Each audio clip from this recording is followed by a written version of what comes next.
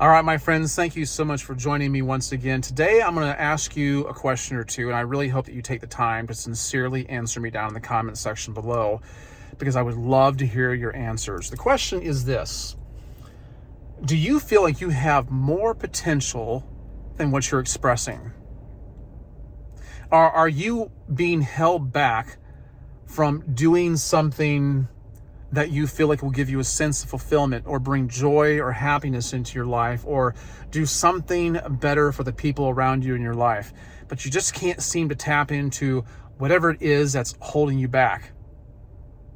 Do you know what it is? Do you know what is this thing that you just can't seem to get a hold of and control? You know there's something there and you can't quite put your finger on it. Well, I want to talk about that today because I actually struggle with this quite a bit myself. And here's what it looks like. And this is why I want to hear from you, because I don't want to just talk about me, but I have to use myself as an example, because I can't bring anybody else into this and make it relative. Okay, here's how it looks like for me. I have a YouTube channel. I've been doing it for about 6 years. And I had to look at this today because I just really wasn't sure. I've made 471 videos, not a lot for 6 years, but I've made 471 videos. I have over 6 million views. And yet every time I think about how I want to make a video, I'm scared to do it. And I'm being transparent here. I'm being for real. I'm scared to do it. And here's the thing. I don't always know why.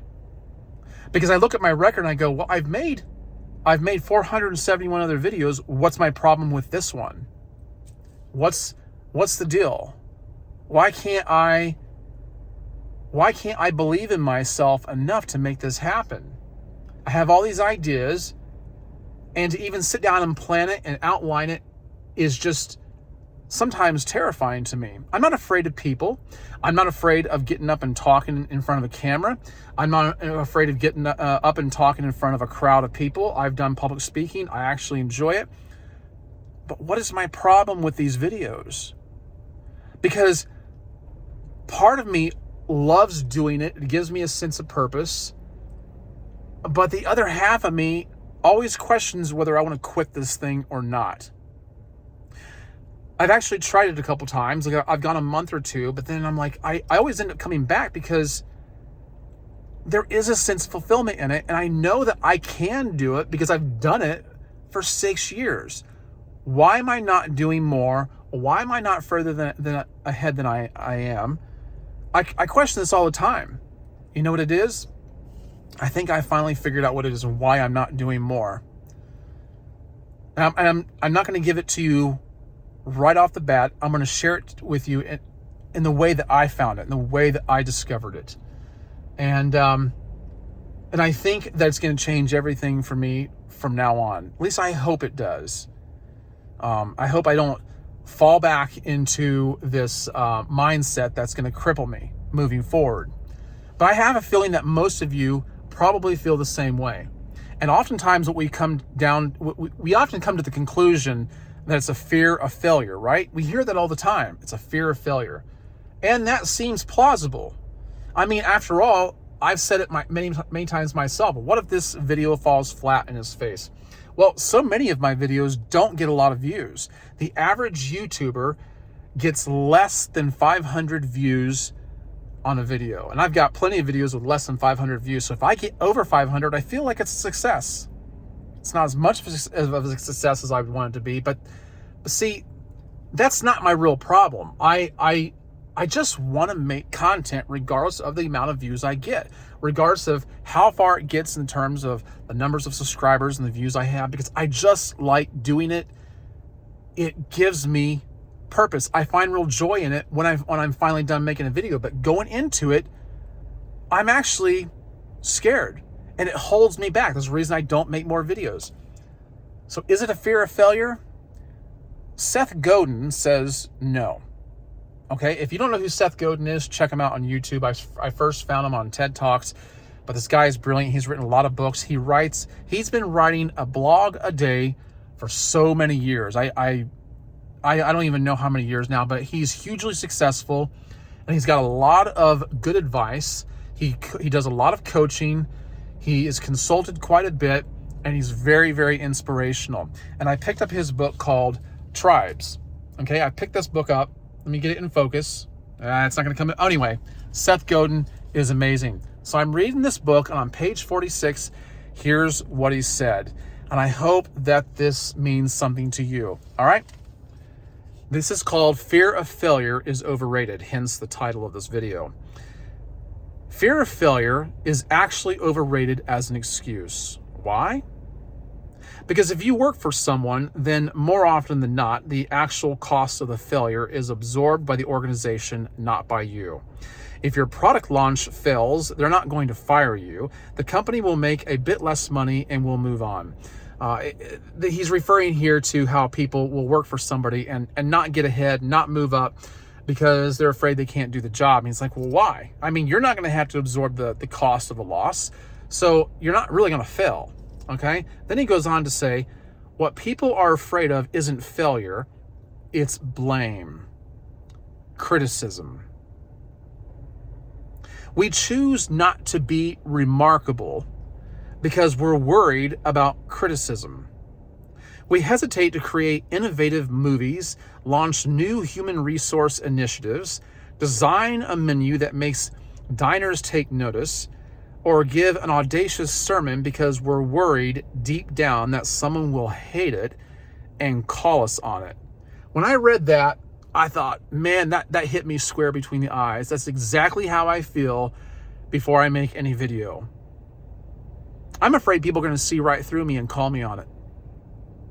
You know, I guess they call that the imposter syndrome in other terms. You know, I've heard people talking about this, but that's kind of what he's describing here. So he says these are the things that people say. That's the stupidest thing I've ever heard. What a waste of money. Who's responsible for this? Actually, he's not really saying people say that. He's just saying that's what we think people are going to say. Okay? Sometimes the criticism doesn't even have to be that obvious. The fear of hearing, I'm surprised you launched this without doing more research, is enough to get many people to do a lot more research, just to study something to death and then kill it. At least you didn't get criticized. Fear of criticism is a powerful deterrent because the criticism doesn't actually have to occur for the fear to set in. That's another thing that really spoke to me. The criticism doesn't actually have to occur to set in. That's the thing. That's what happens in my head. I have this like adult Greg, this bigger adult Greg in my mind that every time before I make a video, it's this person saying, do you think they really want to hear that? Don't you think they're going to see right through that? Don't you think they're going to have a better idea about that than you? Okay. He says, watch a few people get criticized for being innovative, and it's pretty easy to convince yourself that the very same thing will happen to you if you're not careful. Constructive criticism, of course, is a terrific tool. If a critic tells you, I don't like it, or this is disappointing, he's done no good at all. In fact, quite the opposite is true. He's used his power to injure without giving you any information to help you do better next time. Worse, he hasn't given those listening any data with which to make a thoughtful decision on their own. Not only that, but by refusing to reveal the basis for his criticism, he's being a coward because there's no way to challenge his opinion. I admit it. When I get a bad review, my feelings are hurt. After all, it would be nice if every critic said a title of mine was a breakthrough. An inspirational, thoughtful book that explains how everything works. But sometimes they don't, which is about enough to ruin my day. But it's not enough. It's not enough to ruin my day because I realized that my book got noticed. Most people loved it. A few hated it. But by and large, most books are ignored. One bad review doesn't ruin my day because I realize what a badge of honor it is to get a bit of criticism at all.